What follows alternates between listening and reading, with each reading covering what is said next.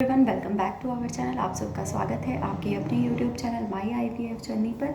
आज जो है मेरा टॉपिक ये है कि आप मुझसे ये भी क्वेश्चन करते हैं कि अगर आपकी आईवीएफ प्रेगनेंसी है तो ये जो आईवीएफ प्रेगनेंसी है ये आपको 9th मंथ उसी आईवीएफ हॉस्पिटल में करवाना पड़ेगा जहाँ से आपने आईवीएफ का ट्रीटमेंट लिया है। तो देखिए, इस बात का मुझे भी नहीं पता था कि ऐसा कुछ होता है। मैं भी यही सोचती थी कि जहाँ से आईवीएफ कराया जाता है वहीं से डिलीवरी होती है। तो कई बार ऐसा होता है कि कुछ ऐसे हॉस्पिटल्स होते हैं, देखिए कुछ ऐसे एक्सपीरियंस डॉक्टर होते हैं जो सिर्फ आईवीएफ पर ही फोकस करते हैं, वो डिलीवरी के लिए फोकस नहीं करते हैं। तो वो जो है इस चीज़ का ज़्यादा ध्यान रखते हैं। कई ऐसे हॉस्पिटल होते हैं जहाँ पर आईवीएफ के बाद डिलीवरी तक का पूरा जो होता है उनके पास पैकेज होता है, वो पूरा उसी के अंदर आपको बता देते हैं। और कई ऐसे हॉस्पिटल्स होते हैं जो 3 मंथ तक तो हमें आईवीएफ जहाँ से हमने करवाया है वहीं से हमें सारी की सारी अपना ट्रीटमेंट चलाना पड़ता है जो डॉक्टर हमें बोलते हैं, क्योंकि 3 मंथ तक आईवीएफ के बीच में बहुत सारे थायराइड और ब्लड टेस्ट और एनटी स्कैन और बहुत सारे स्कैन्स ऐसे होते रहते हैं। अल्ट्रासाउंड भी हमारे 15 डेज़ के बाद होते रहते हैं और ब्लड टेस्ट वगैरह भी काफ़ी होते रहते हैं। तो ये जो है डॉक्टर को हमारी केस हिस्ट्री सारी पता होती है, तो इसीलिए वो 3rd मंथ तक अपनी पूरी अंडर ऑब्जर्वेशन हमें रखते हैं।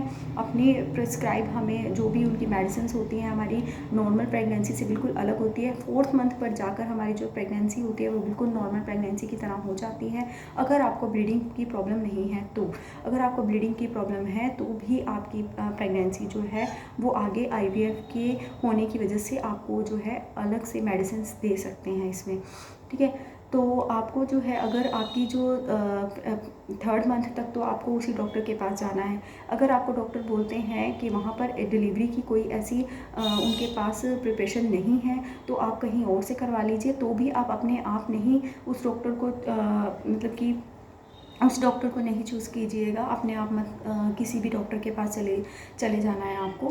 मैंने क्या किया था कि मैंने उस डॉक्टर अपने जो मेरे डॉक्टर थी आईवीएफ की उनसे बात की थी। उन्होंने हमें कह दिया था कि यहाँ पर हम डिलीवरी के लिए नहीं प्रेफर करेंगे, आप कहीं और से करवा लीजिए। तो मैंने उनसे जब पूछा था तो उन्होंने बोला था कि आपको जिस तरह से काफ़ी प्रॉब्लम्स हैं, ट्विन प्रेगनेंसी है, हाई रिस्क है, तो आपको जो है उन्होंने बोला था कि उनका भी हॉस्पिटल है जहाँ पर वो है। मैंने अगर आप चाहते हैं तो मैं आपको एड्रेस भी बता दूंगी, उनका हॉस्पिटल भी है, तो वहाँ पर भी वो डिलीवरीज करते हैं। लेकिन अगर उन्होंने बोला था कि अगर आप किसी भी हॉस्पिटल में जाएंगे तो वो डॉक्टर जो होती है वो एमडी जरूर होनी चाहिए, उसको एक्सपीरियंस जरूर होना चाहिए, और उस डॉक्टर से आपको आईवीएफ के जो आपके डॉक्टर होते हैं उनसे ज़रूर बात करवानी है, ताकि वो आपकी सारी केस हिस्ट्री, सारी मेडिसिन और आपकी जो कॉम्प्लिकेशंस है, अगर आपको कॉम्प्लिकेशंस है वो सारा उसको बताएंगे और उसी के अकॉर्डिंग ही आपकी आगे डिलीवरी तक जो है वो चलेगा। और अगर आपको ब्लड प्रेशर की प्रॉब्लम हो जाती है, स्वेलिंग की प्रॉब्लम हो जाती है, तो इन चीज़ों का भी ध्यान उसमें रखना होता है।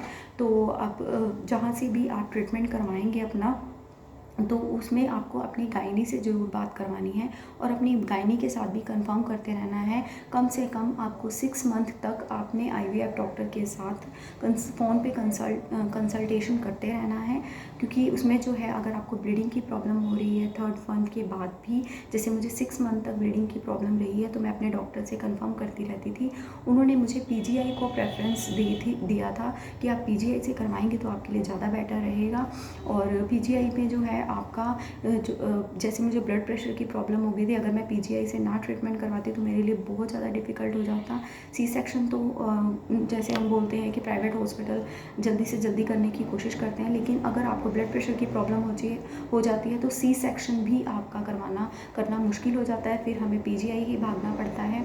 तो इसीलिए डॉक्टर ने बोला था कि आप पीजीआई से ही अपना ट्रीटमेंट करवा लीजिए। वैसे मैंने पीजीआई से, आशा वर्कर से और अपने नज़दीक का जो सिविल हॉस्पिटल था वहाँ से भी अपना जो है मैंने अपना सारा डाटा, मतलब जो भी अपनी फ़ाइल वगैरह थी वहाँ पर भी मैंने अपनी दिखा दी थी, ताकि मुझे अगर इमरजेंसी में कभी मेडिसिन की या हार्ट बीट दिखाने की ज़रूरत पड़े तो मैं वहाँ से भी करवा सकूँ।